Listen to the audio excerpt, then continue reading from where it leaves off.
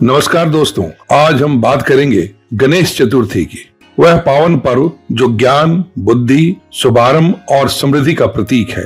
यह केवल पूजा का समय नहीं है, बल्कि जीवन में नई शुरुआत करने, बाधाओं को पार करने और सकारात्मकता अपनाने का संदेश भी देता है। भगवान गणेश का जन्म पुराणों के अनुसार माता पार्वती ने अपने शरीर के उपटन से एक बालक की रचना की और उसमें प्राण फूंक दिए। उन्होंने उस बालक को आदेश दिया कि जब तक वह स्नान कर रही है कोई अंदर ना आए।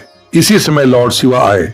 गणेश जी ने उन्हें रोक दिया। क्रोधित शिव ने त्रिशूल से उनका मस्तक काट दिया। माता पार्वती को शोक में देखकर शिव ने अपने गणों को आदेश दिया कि उत्तर दिशा में जाकर जो पहला जीव मिले उसका सिर काट कर ले आओ। और उत्तर दिशा में गणों को जो पहला जीव मिला उसका सिर बालक के धड़ पर लगाया और वह जीव एक हाथी का था। तब से गणेश जी को प्रथम पूज्य कहा गया। वे सभी विघ्नों को हरने वाले विघ्न हरता बने। श्री गणेश जी के 5 प्रमुख नाम और उनके अर्थ। पहला, वक्रतुंड, जीवन की चुनौतियों का सामना बुद्धिमानी से करना। दूसरा, एक दंत, अपूर्णता में भी पूर्णता का संदेश। तीसरा, लंबोदर, विशाल उदर, सब कुछ धैर्य पूर्वक सहने की क्षमता। चौथा, गजानन, हाथी जैसा मुख, ज्ञान और शक्ति का प्रतीक। पांचवा, सिद्धि विनायक, बाधाओं को दूर कर सफलता और सिद्धि प्रदान करने वाले। श्री गणेश चतुर्थी का ऐतिहासिक महत्व। गणेश चतुर्थी का पर्व मराठा शासक शिवाजी महाराज के समय से ही धूमधाम से मनाया जा रहा है, लेकिन इसे सार्वजनिक उत्सव के रूप में लोकप्रिय बनाने का श्रेय लोकमान्य बाल गंगाधर तिलक को जाता है। 1893 में उन्होंने इसे ब्रिटिश शासन के विरुद्ध नेशनल यूनिटी और फ्रीडम मूवमेंट के लिए एक सांस्कृतिक माध्यम बनाया। गणेश जी की प्रतीकात्मकता।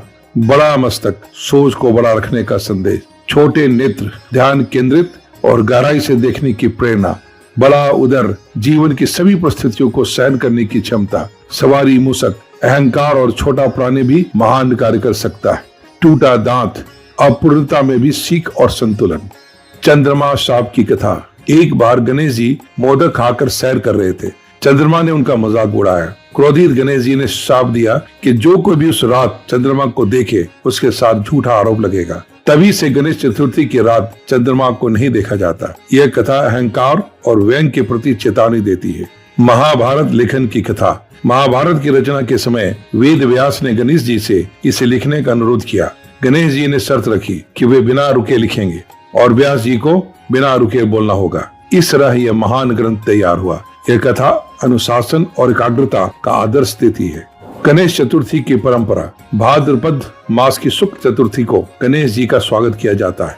क्ले में बनी मूर्तियां, इको फ्रेंडली डेकोरेशंस और गणपति बप्पा मोरिया के जयकारे इस पर्व की पहचान है। भजन, नृत्य, सांस्कृतिक कार्यक्रम और सामूहिक आरती से वातावरण भक्तिमय बन जाता है। अंतिम दिन अनंत चतुर्दशी का विसर्जन होता है, जिसमें जीवन की नश्वरता और नए आरंभ का संदेश छिपा है। मोदक और अन्य आध्यात्मिक संदेश। मोदक गणेश जी का प्रिय भोग। यह सिखाता है कि जीवन में मिठास और संतुलन बनाए रखना आवश्यक है।